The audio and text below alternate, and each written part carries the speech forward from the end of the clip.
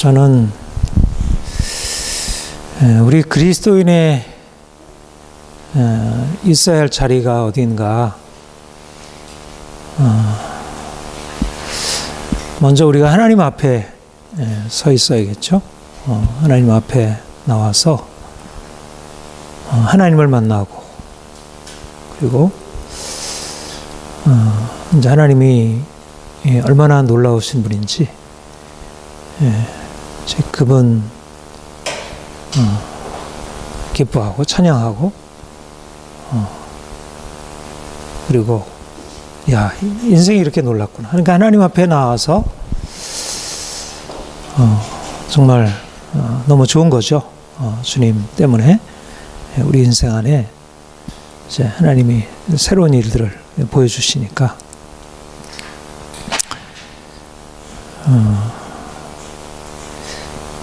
그리고 중요한 것은 뭐냐면 또 우리가 하나님을 만난 것을 가지고 세상에 들어가는 것입니다. 그러니까 이 두 가지가 운동이 잘 되어야 되는데, 하나는 세상에 있다가, 세상에 살다가, 세상에 산다는 말은 그냥 몸으로 산다는 것만 말하지 않고 세상에 속해서 다른 사람과 이렇게 똑같이 생각하고 그렇게 살아가다가 이제 주님이 이제 우리에게 찾아오시고 또 우리가 주님을 찾게 되고, 그래서 우리가 이제 주님께 들어오는 거죠. 주님께 들어와서 이제까지 우리가 알고 있었던 거는 다른 것을 만나고 이제 그러니까 인생을 새롭게 보게 되고 새롭게 시작하게 되는 것. 그러니까 말하자면 이곳에 우리가 나와서 이렇게 예배 드린다는 것은 그냥 일주일에 한 번씩 정한 시간에 나와서 이렇게 같이 모여서 찬송하고 기도하고 이러는 게 아니고, 사실은 다른 세계 안으로 들어오는 것입니다. 사실은 이 교회 공간이라는 것은 좀 이제 다른 영역이라 할 수 있고, 우리가 이제까지 알지 못했던 새로운 영역 안으로 들어와서 새로운 걸 듣고 새로운 걸 보고, 야, 이 놀라워하고. 오늘 주일학교 박선사님이 바디모의 눈을 뜬 기적에 대해서 설교하셨는데, 말하자면 그전에는 보지 못했던 세계를 보기 시작한 것입니다. 그 눈을 뜨고 주님 만나서 인생을 새롭게 시작하고, 말하자면 우리가 주님께 나오는데 이제 그런 어떤 변화가 없다면, 그런 기적이 일어난다는 것을 체험하지 못한다면 주님께 나온 거라 할 수 없죠. 말하자면 교회에 나오지만, 말씀을 듣지만 여전히 눈을 뜨는 경험이 없고, 세상이 얼마나 이제 우리 주님과 다른지를 보지 못한다면, 그거는 사실은 예배가 의미가 없는 것이고, 우리가 이렇게 주일날 모여서 있는 의미가 없죠. 이제 그런 경험이 있는 것입니다. 그런 경험이 있어 이제 우리 인생을 새롭게 시작하고, 그리고 이제 그 경험을 가지고 세상으로 들어가서 세상 사람들이 가지고 있는 것이, 그러면 이제 우리가 주님 만나서 보기 전의 세상과 주님 만나서 보게 되는 세상이 다른 것이에요. 전에는 세상이 네모로 보였는데 이제는 동그라미로 보이고, 전에는 세상이 파랗게 보였는데 이 세상이 빨갛게 보이고, 말하자면 주님과의 만남이 세상을 보는 것을 다르게 보게 하는 것이고요. 그래서 이제 세상에 들어가서 우리가 새로 본 것을 이제 가르치기 시작하는, 말하기 시작하는 것이에요. 내가 이전에 알고 보니까 이 세상이 원래 이렇다고 알았는데, 그게 아니더라. 내가 실제로 보고 하니까 여러분들이 알고 있는 게 다른 것이, 제대로 알고 있는 게 아니다. 이러면서 사람들에게 우리가 새로 보고 만난 것을 이렇게 말하고 가르치기 시작하는 거예요. 이게 이제 우리의 복음 전도자의 삶이에요. 이게 제자의 삶이에요. 말하자면 만약 우리가 이 세상에 들어가서 살 때 사람들이 살아가는 모습이 우리가 새롭게 보고 알고 있는 것과 다르다고 하는 것을 알지 못한다면 이건 뭔가 주님을 제대로 만나지 못한 것이고 제대로 제자로서 살아가고 있지 못한 것이죠. 그러니까 세상에 들어가면 이제까지 알고 있는 것을 우리가 이제까지 알고 있던 것과 다른 것을 우리가 이제 경험했는데 사람들이 여전히 똑같이 보고 살아가고 있으니까. 말하자면 이것이 그리스도인이 세상에 들어가서 경험하게 되는 일이에요.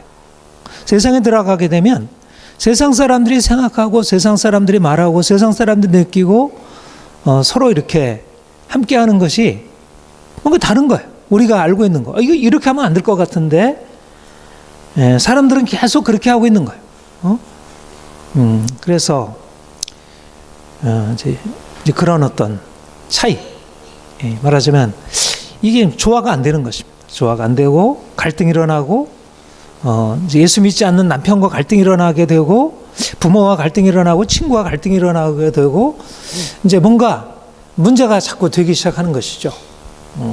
이제 바로 그것이 그리스도인이 이 세상 가운데 산다는. 그런데 그게 성공적이면 어떻게 되겠어요? 우리가 알고 있는 게 바른 진리라고 알고 저들이 이걸 받아들인다면 이게 너무 이렇게 좋은 일이 아니겠어요? 우리가 새로운 약을 이렇게 이제 발명을 해가지고 그 약을 선전했더니 사람들이 그 약을 복용하고 야, 이거 너무 효과 좋으네. 내가 그 약을 썼더니 내 인생, 내 이 아픈 거 이거 이렇게 낫네. 이러면서 그 약을 다 함께 복용하면 우리가 얼마나 기쁘고 즐겁고 또 돈도 벌고 얼마나 좋겠어요. 근데 이거는 어떤 것보다 좋은 약이잖아요. 놀라운 치료제죠. 엄청난. 근데 이제 실제적으로 이 엄청난 것을 가지고 사람들한테 선전해서 홍보해서 뭔가 여기 엄청난 게 있습니다. 이렇게 하면 사람들이 그걸 어떻게 하나? 야, 그건 몰랐는데 너무 좋은 거네. 이렇게 받아들이는 게 아니라 어떻게 해요? 이게 완전히 이게 가짜 우리를 속에서 그 약을 복용하면 얼마나 그 문제가 생긴다는 그런. 그러니까 오히려 이제 그로 인해서 우리가 더 세상으로부터 이렇게 외면당하고 더 칭찬을 받는 게 아니라 이제 미움을 받고 이게 이제 그리스도인이 이 세상 안에 들어가 사는 길입니다. 만약 우리가 세상 사람들과 똑같이 산다고 하면 고난이 있겠습니까? 없겠습니까? 고난이 없겠죠. 전 사람들이 별 다름이 없이 다 받아들일 되겠죠. 근데 만약 세상과 그냥 동떨어져 살면 어떻게 되겠어요? 세상과 무관하게 살면 고난이 있겠어요? 없겠어요? 그것도 고난이 없죠. 무관하게 사니까. 세상 사람들과 동떨어져 사니까. 세상 사람들이 자기들과 직접 관련 없는 것에 대해서 무슨 특별히 거기에 해를 가할 이유 없잖아요. 언제 고난을 받게 되면 세상 안에 들어갔는데 세상과 다르게 살기 시작하는 것입니다. 여러분 지금 고난이 있나요, 없나요? 있어요. 고난이 없는 것은 둘 중에 하나예요. 하나는 세상과 똑같이 살거나 아니면 세상과 동떨어져 살거나. 왜냐하면 그리스도인들은 세상과 다르기 때문에. 달라도 보통 다른 게 아니기 때문에. 저쪽이 빛이라고 하는 것을 우리가 어둠이라고 하고 저쪽이 어둠이라고 하는 것을 우리가 빛이라고 하기 때문에. 우리가 주님을 더 알아가면 알아갈수록 주님을 더 닮아가면 닮아갈수록 이제 이 세상 안에서 살아갈 때 반드시 갈등하게 되고 부딪히게 되고 싸우게 되고 고난을 받게 되고 그거는 지극히 정상적인 제자의 삶이다. 그러니까 그것이 없는 것이 오히려 우리가 제대로 사는 것이 아니라 이렇게 볼 수 있겠어요.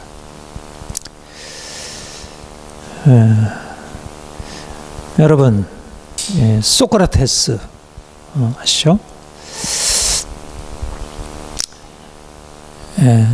소크라테스는 어떤 사람이죠? 언제 사람이에요? 예수님 오시기 전에 한 400여 년 전의 사람이에요. 뭐로 유명하죠? 서양 철학의 오늘날 서양 철학의 가장 기본을 제시해 준 그 정초한 사람이다. 물론 소크라테스는 철학 책 한 권 쓰지 않았지만 그의 제자 플라톤이 소크라테스가 사람들과 대화한 것을 기록해서 만든 그 플라톤의 대화편들이 오늘날 서양 철학의 모태가 되었다 할 수 있어요.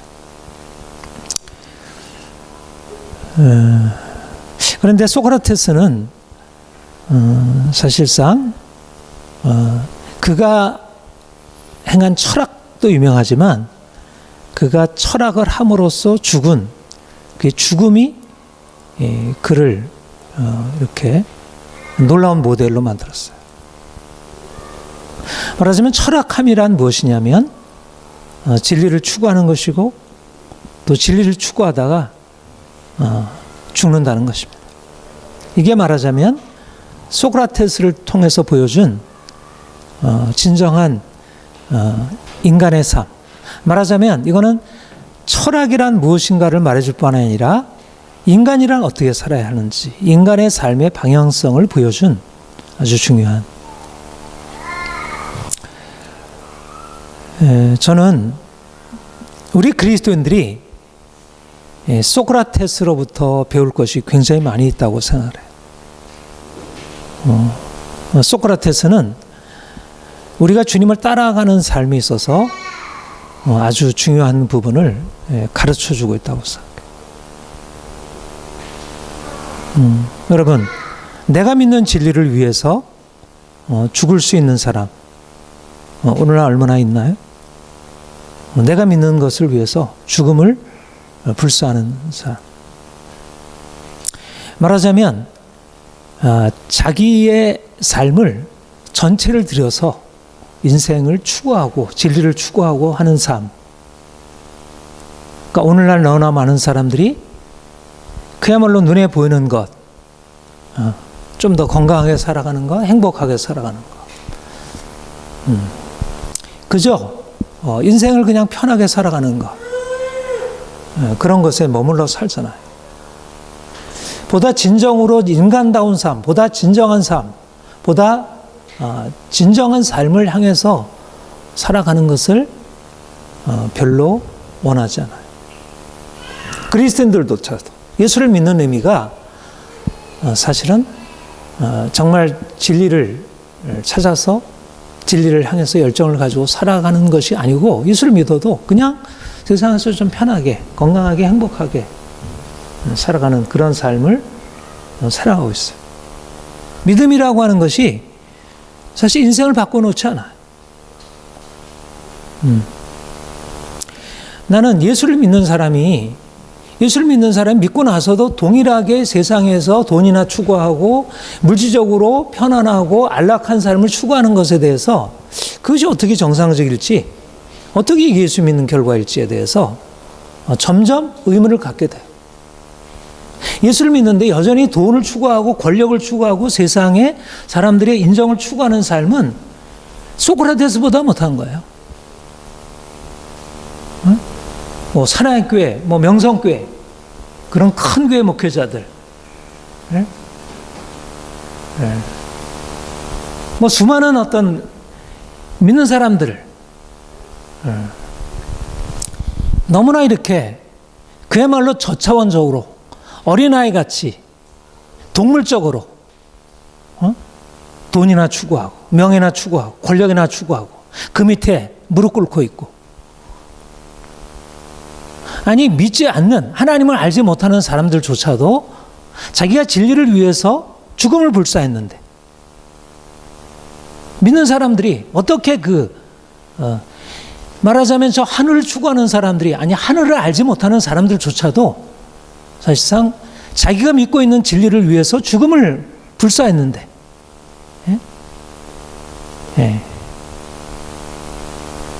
이건 아니죠. 이거는 믿음이 아니지. 이거는 그리스도를 따르는 게 아니지. 그게 정상적인 믿음이라 할 수 없지.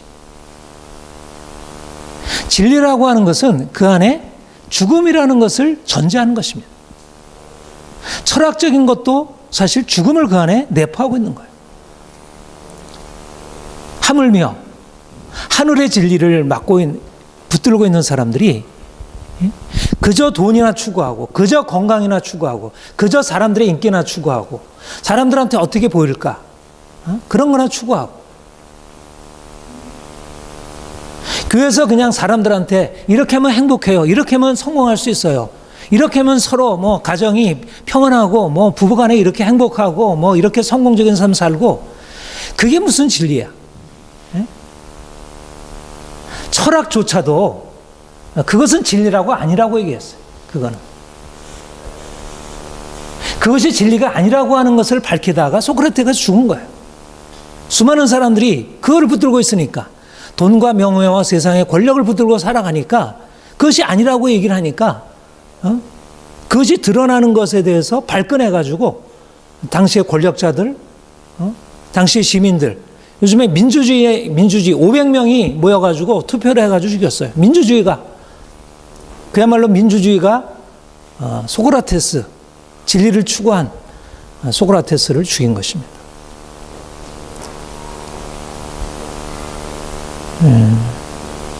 사실은 우리가 믿음으로 산다는 것은 진리를 추구하는 거예요. 진리를.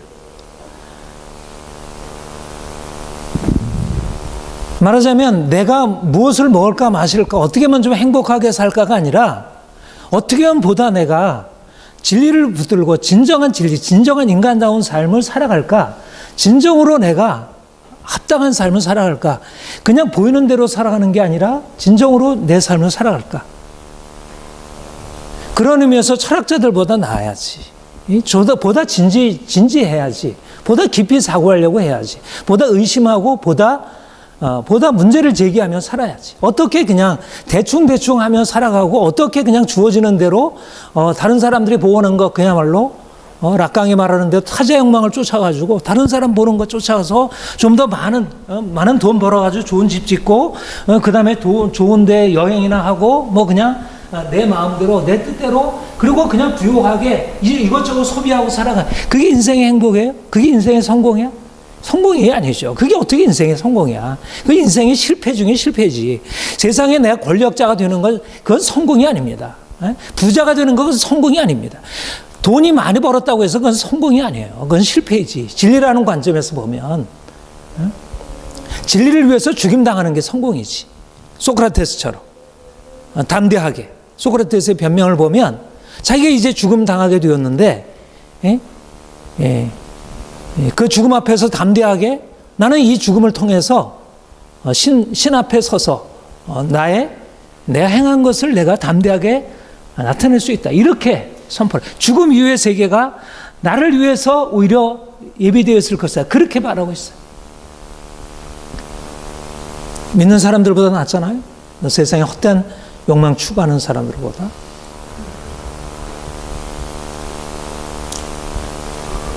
예수님은 어떻게 사셨나요? 예수님이 왜 십자가 지셨나요? 진리를 붙들었기 때문에 그래요. 그 점에서 같은 것입니다. 철학의 진리를 붙들고 죽은 소크라테스와 하늘의 진리, 영적인 진리를 붙들고 죽은 예수님과 그 점에서 같은 것입니다.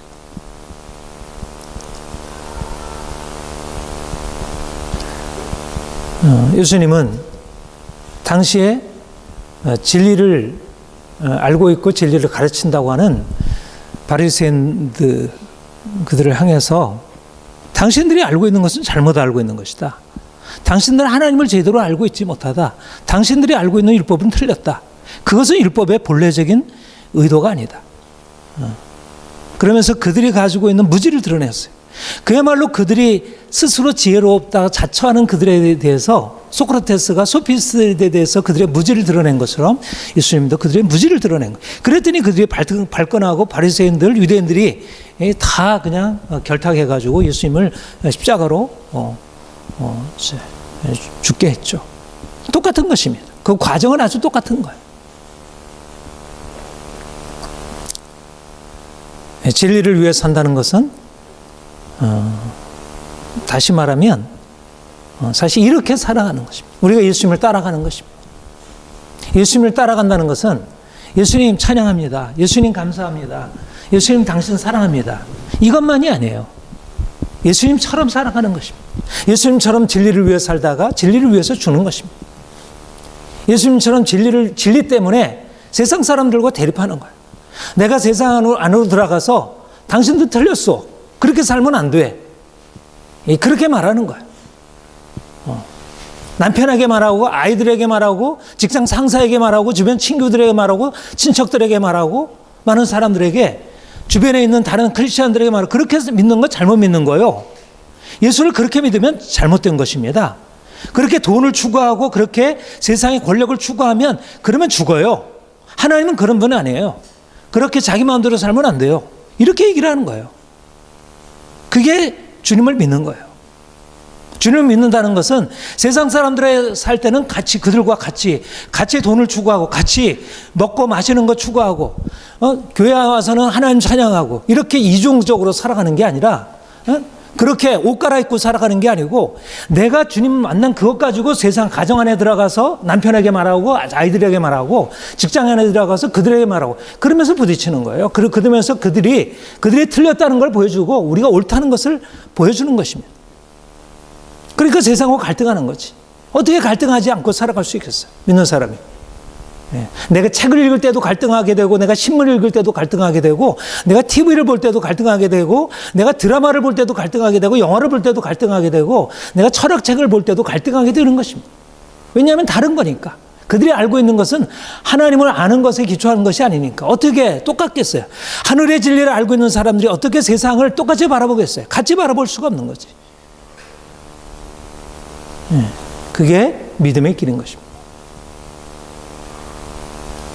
우리가 믿음으로 산다는 것은 세상에 대해서 달리 보기 시작하는 것이. 오늘 본문에 뭐라고 말하죠? 십자가의 도. 우리가 십자가의 도는 멸망하는 자들에게 미라는 것이요 구원을 받는 우리에게 하나님의 능력이 기록된 바 내가 지혜 있는 자들의 지혜를 멸하고 총명한 자들의 종말을 펴리라 했으니 기록된 바 내가 지혜 있는 자들의 지혜를 멸하고 총명한 자들의 총명을 펴리라 했으니 예수님이 오셔서 하신 일이 뭐예요? 세상의 지혜를 멸한 것입니다. 사람들의 총명을 펴한 것입니다.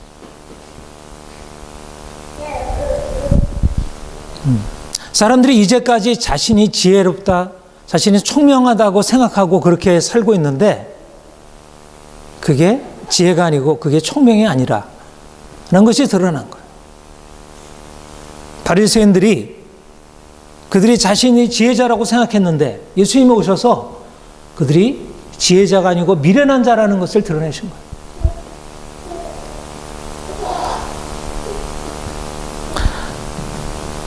사도 바울이 복음을 전할 때 그들이 이제까지 그들 주위에 있었던 많은 유대교 신자들이 그들이 알고 있는 하나님이 잘못되었다는 것, 그들이 하나님을 향한 열심, 율법을 향한 열심이 틀렸다는 그것을 말하는 것입니다. 말하자면 하나님을 만난다는 것은 세상의 지혜가 아무것도 아니고 세상의 지혜가 사람들이 이제까지 붙들고 있던 것이 다 환상이고 그것이 실제가 아니라고 하는 것을 그거를 깨닫고 사람들에게 그것을 말하고 사람들에게 그것을 받아들이도록 하는 거예요.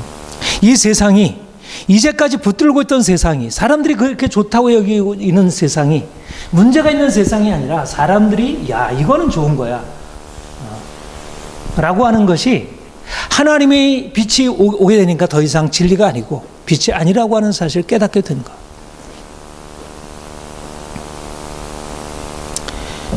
여러분, 오늘날 우리에게 적용하면 어떻게 될까요? 우리가 예수를 믿고 말씀을 깨닫게 되면 사람들이 붙들고 있는 오늘의 최고의 지식이 뭐예요? 과학이잖아요. 과학기술. 모든 것의 진리는 과학기술이 진리로 증명이 되었어요.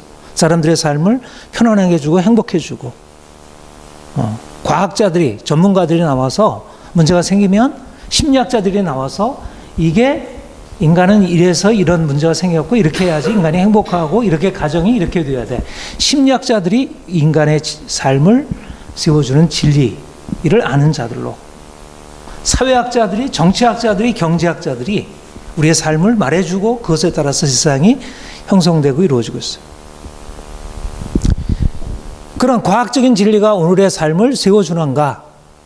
사람들이 그것이 지혜라고 생각하고 거기에 따르고 있는데 그게 과연 지혜인가? 아니라는 거예요.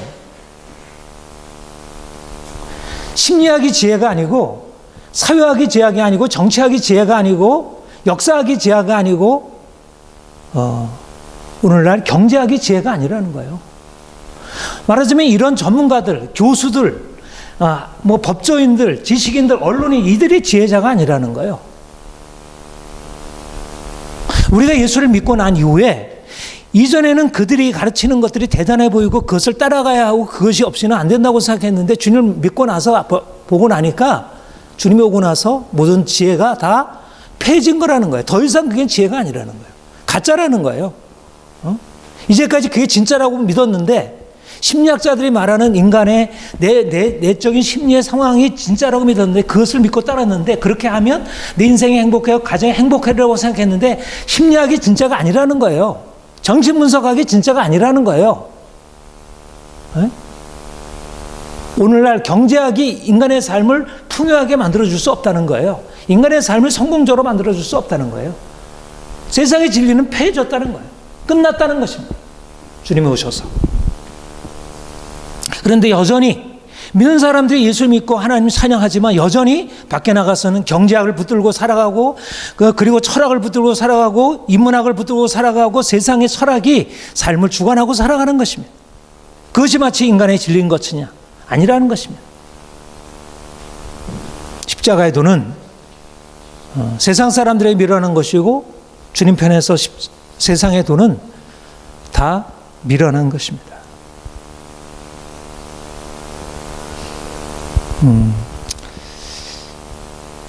그래서 이거를 다시 플라톤과 그 소크라테스 얘기로 다시 돌아가서 얘기를 하면요, 플라톤이 그 국가라는 아주 가장 유명한 책이죠. 여기서 이제 철학에 대한 얘기를 하고 있고요, 아주 중요한 소크라테스와 연관된 중요한 얘기를 하고 있는데, 거기에 무슨 얘기를 하냐면,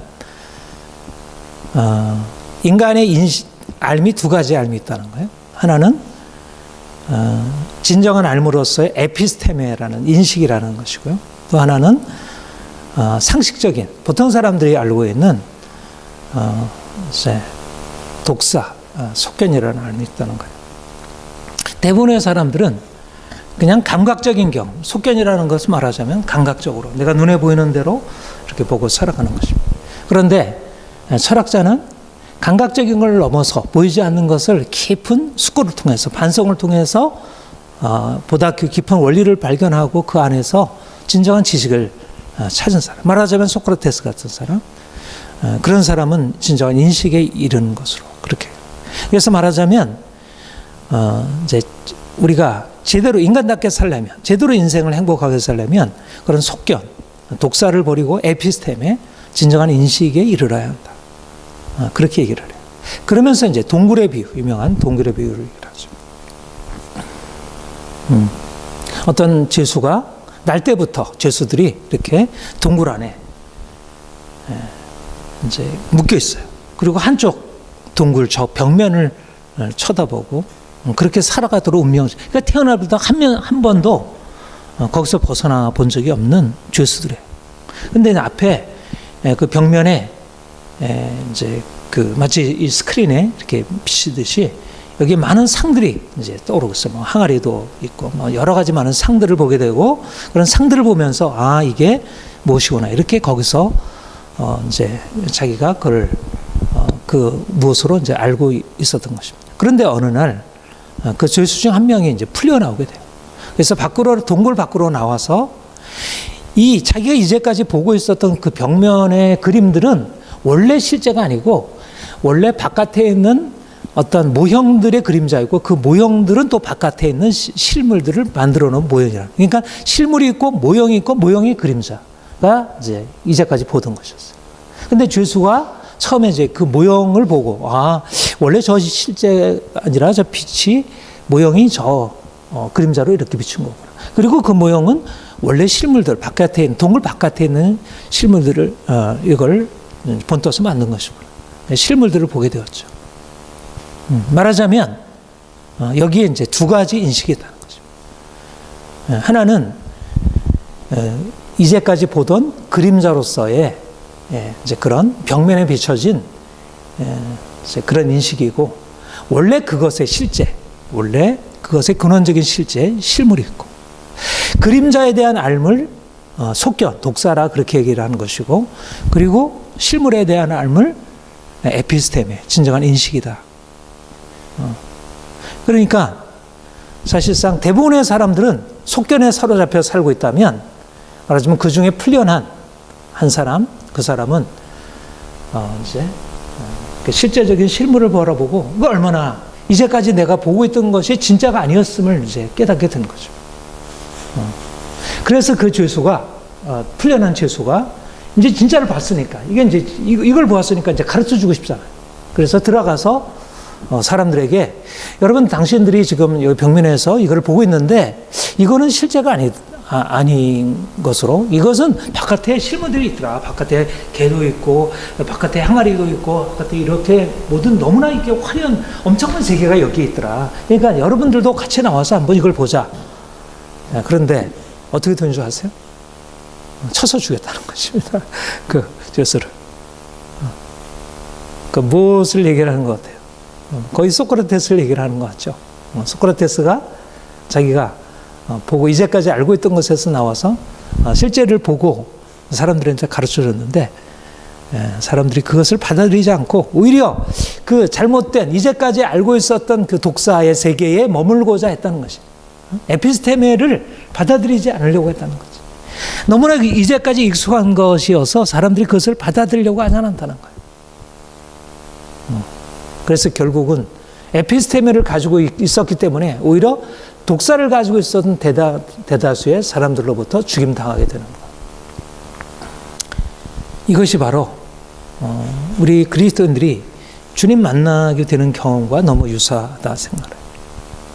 사람들은 진정한 세계를 보지 못하고 하나의 그림자, 지나가는 것, 눈에 보이는 것을 따라 살아가고 있어요.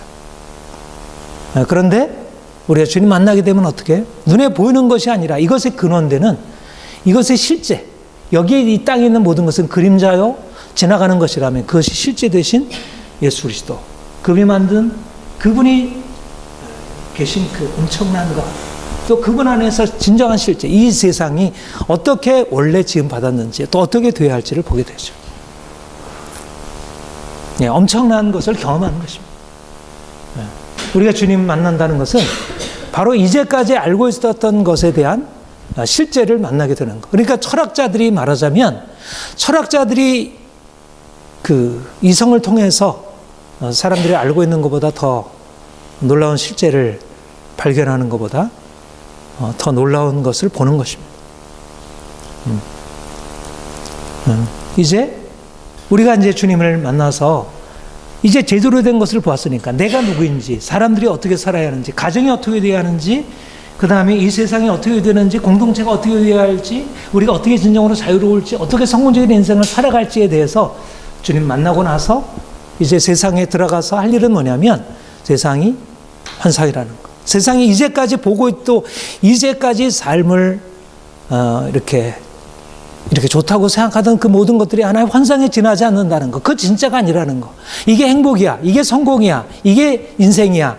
이게 삶이야. 이게 즐거움이야. 했던 모든 것들은 다 지나가는 거. 환상에 불과하다는 거. 다 그림자에 불과하다는 거. 그것을 붙들고 살면 인생은 허망하게 된다는 거. 여러분, 바로 그 깨달음인 것입니다. 우리가 주님 만난다는 것은 무엇이냐면 이제까지 우리가 허망한 인생을 살았구나. 내가 주님 만나게 되므로 이제까지 내가 좋아하고 즐거워하던 모든 것에서 대한 새로운 관점이 열리는 것입니다. 사도 바울이 주님 만나고 나서 그렇게 되었잖아요. 빌립보서 3장에 뭐라고 고백을 하죠? 내가 주님 만나기 전에는 어떠했다? 내가 육체로 자랄 것이 너무 많았더라. 히브리인 중에 히브리인이요, 이스라엘 중에 이스라엘인이요, 베냐민 지파요. 그는 율법으로 바리새인이고 율법에 흠이 없는 자였어요. 인생에 있어서 정말 잘 나가는 인생이었어. 세상적으로 볼 때 아주 화려한 것이었고 성공적이었고 그 당시에 존경받는 인생을 살았어. 근데 주님 만나고 나니까 그게 그림자였고 그게 실제가 아니었던 것을, 그게 환상이었던 것을 보게 되었어. 주님 만난다는 것은 무엇이냐면 내가 이제까지 붙들고 있던 것이 환상이라고 하는 걸 보는 거예요. 세상 지혜는 다 지나가는 것임을 보게 돼. 끝났다는 것입니다. 이제 주님 안에 실제가 보였다는 거예요. 왜 다시 그리로 돌아가겠어요? 왜 환상을 붙들고 살아가겠어요? 더 이상 환상을 붙들고 살아갈 이유가 없지. 이제는 그 환상에서 어떻게 돼요? 나오는 것입니다. 근본적인 차이는 뭐냐면, 믿는 사람과 믿지 않는 사람의 차이는 뭐냐면, 이 세상을 실제로 여기느냐 아니면 환상으로 여기느냐, 이 세상을 그림자로 여기느냐 아니면 실체로 여기느냐, 그런 차이인 것입니다. 그림자를 쫓아갈 이유가 없잖아요. 그림자를 쫓아갈 이유가 없지. 환상을 쫓아갈 이유가 없어요. 아무리 멋있어도 신기루인 것입니다. 그것은 쫓아가다 보면 결국 죽음에 이르게 돼요. 환상은 멋있기 때문에, 좋기 때문에 환상인 것이. 만약 그것이 아무것도 없다면 사람들이 그리로 가겠어요? 가질 않지. 그냥 어둠이라고 하면서 그리로 가잖아요. 근데 어둠인데 환상인 것입니다. 환상적이기 때문에 그 안에 어둠이 보이지 않아요. 가짜라는 거예요. 실제적으로 보이지만 실제가 아니라는 거예요. 네? 돈이 좋죠? 권력이 좋죠? 사람들의 사랑이 좋죠? 내가 편안한 거 좋죠? 그러나 환상이라는 거예요. 그거 붙들고 살아갔다는 다 죽음이라는 거예요. 그런데 거기에 너무 익숙해 있는 거예요. 환상을, 그것을 환상이라고 말하게 되면 그것을 환상이라고 인정하고 거기서부터 나오려고 하지 않고 자기가 이제까지 붙든 것이 실제라고 계속 우기면서 오히려 그것을 환상이라고 여기는 사람을 죽이는 것입니다. 네? 자유케 된 사람을 죽이고 자기가 환상을 계속 붙들려고 하는 거예요. 우리가 믿는다는 게 무엇일까요? 믿는다는 것은 그 환상으로부터 나오는 것입니다. 환상에서 벗어나는 거예요. 아, 내가 이제까지 보고 있었던 것이 환상에 불과했구나. 돈도 아무것도 아니구나. 건강도 아무것도 아니구나. 아니, 사람들도 아무것도 아니구나. 내가 이제까지 사랑하고 좋아하던 모든 건 아무것도 아니구나. 왜 내가 이런 것을 붙들고 살아왔을까? 이것은 인생의 주된 것이 아니구나. 예.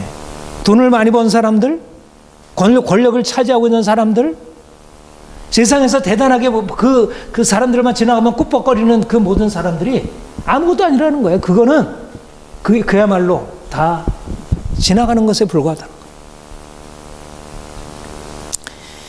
거예요. 예수님 만나고 나서도, 예수님 믿고 나서도 여전히 환상 가운데 살아간다면 그건 예수님 믿는 걸까요? 예수님 믿지 않는 것입니다. 내가 보았다고 하는데 계속 그림자만 보고 있다고 하면 그거는 보지 못한 거지. 보았다면 그걸 보겠어요? 계속 그것만 보고 있겠어요? 진짜를 봤는데 더 좋은 것이면 당연히 이쪽으로 가게 되겠지. 보지 않아서 그런 거지. 목사라도 상관없고 신학자라도 상관없고 박사 학위를 수십 개 가지고 있어도 상관없는 거예요. 보지 못했으면 보지 못한 것입니다. 내가 어떤 삶을 살아가느냐를 보면 그 사람이 진짜 보았는지 보지 못했는지가 드러나요. 돈을 추구하고 권력을 추구하고 그 안에 순응하고 살아간, 세상 질서에 순응하고 살아가면서 하나님 만났다고 하는 것은 거짓말이에요. 오직 하나님 만나고 그렇게 살아갈까? 거짓말인 것입니다. 아무리 큰 교회를 이루고 뭐 수천 명, 수만 명이 모였다 하더라도 그 사람은 하나님 만나지 못한 거예요. 수만 명, 수천 명 모아놓고 어떻게 그거를 추구하면서 어떻게 하나님 만났다고 할 수 있어요? 그림자인데 다. 대형교회에서 성공적인 목회를 한다고 하는 게 그게 무슨 성공이에요. 그 성공적인 목회가 아니라 그림자 붙들고 살아가는, 묶여있어서 저 벽면만 보고 있는 건데. 어리석음이죠. 세상의 지혜가 밀어넣게 된 것입니다. 근데 미련한 것을 붙들고 있는 거예요. 십자가 안에서, 예수 그리스도의 십자가 안에서 비로소 하나님의 능력이 나타나고 하나님의 지혜가 나타나고, 그것 안에서만 하나님께서 자신을 나타내신 것입니다. 오히려 거꾸로 가는 것입니다. 세상의 지혜가 아니라. 세상의 지혜와 하나님의 지혜의 근본적인 차이는 뭐죠? 십자가의 십자가. 예수님이 십자가에 죽으신 것이고 내가 십자가에 죽는 거예요. 세상에서 부욕해야 되는 게 아니라 가난하게 되는 거예요. 세상에서 강하게 되는 게 아니라 내가 약하게 되는 거예요. 네? 네, 주님이 뭐라고 말씀하셨어요? 우리가 얼마 전 큐티한 내용도, 그리스도께서 약하심으로 십자가에 못 박으셨으나 하나님의 능력으로 살아계시니 우리도 그 안에서 약하나 너희에 대하여 하나님의 능력으로 그와 함께 살리라.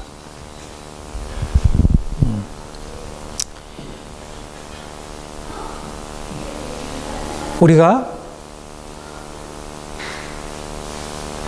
하나님의 지혜를 갖는다는 것, 우리가 주님 안에서 우리가 진리를 소유하고 살아간다는 것은 그리스도처럼 약해지는 것. 세상은 더 강하게 되려고 하죠. 더 부하게 되려고 하고,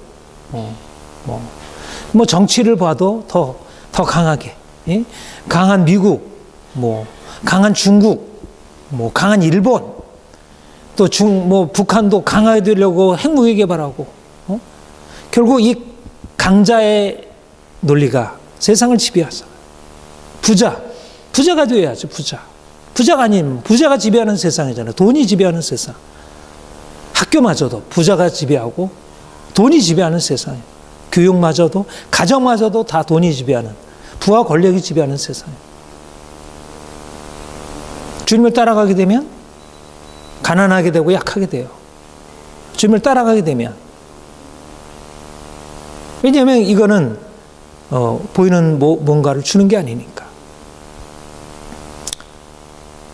그런데 우리가 주님을 만나서 오히려 가난하게 되고 우리가 세상으로부터 배척을 받게 되고 하는 그 삶이야말로 우리가 강하게 되고 부하게 되는 길이라는 게 이렇게 되는 거예요. 내가 약해져야 강해지는구나. 내가 미련하게 돼야 내가 지혜로워지는구나. 이게 진리라는 거예요. 이게 놀라운 진리라는 거예요. 세상이 어떻게 알겠어요? 세상의 철학이 알겠어요? 세상의 경제학이 이걸 붙들겠어요? 아니면 사회학이 붙들겠어요? 심리학이 붙들겠어요? 병든 사람이 찾아왔을 때 당신이 치유되기 위해서는 약해져야 합니다. 이렇게 말한다면 그게 무슨 치유가 되겠어요? 사람들이 받아들이겠습니까? 오늘날 이 세상은 우리가 주님을 통해서 알고 있는 것과 전혀 다른 방향으로 삶을 살아야 한다고 그렇게 계속 가르치고 있어요. 처음부터 유치원에 들어가서부터 초등학교, 중학교, 대학교, 사회에 들어가게 되면 결국 그것이 인생이라고 생각하고 살아가요. 말하자면 이 세상의 지혜가 인생을 이끌어가는 것입니다. 예수를 믿는 사람들조차도, 십자가를 붙드는 사람들조차도 말하자면 세상의 지혜가 인생을 주관하고 있어요. 그런데 우리가 주님 만난 이후에 세상의 지혜는 이제 십자가에 못 박힌 것입니다. 우리는 세상의 지혜에 대해서 십자가에 못 박혀 죽은 사람입니다. 세상처럼 되려고 할 게 아니라 세상에 거슬러 가는 것입니다. 세상이 강해지려고 할 때 약해지는 길을 택하는 것입니다. 세상이 부해지는 길을 가려고 할 때 가난해지는 길을 택하는 것입니다. 세상에서 성공적인 삶에 대해서 오히려 회의하는 것입니다. 그리고 세상에서 실패하는 삶에 대해서 오히려 긍정하고 그 안에 감춰있는 보화를 보는 것이에요. 거꾸로. 우리는 아직도 여전히 동굴 안의 관점을 가지고 살아가고 있어요. 아직도 독사를 붙들고 살아가고 있어요. 세상의 관점, 세상의 지혜의 관점으로 인생을 살아가고 있어요. 주님이 이미 하늘의 진리, 진정한 자유케 하는 진리를 보여주셨는데 전혀 세상이 이해할 수 없는, 그래서 세상은 감히 이 안으로 들어올 수 없는 길들을 우리에게 보이시고 나타내셨는데 우리가 주님을 더 깊이 알기 원하고 주님처럼 바울처럼 그렇게 진리를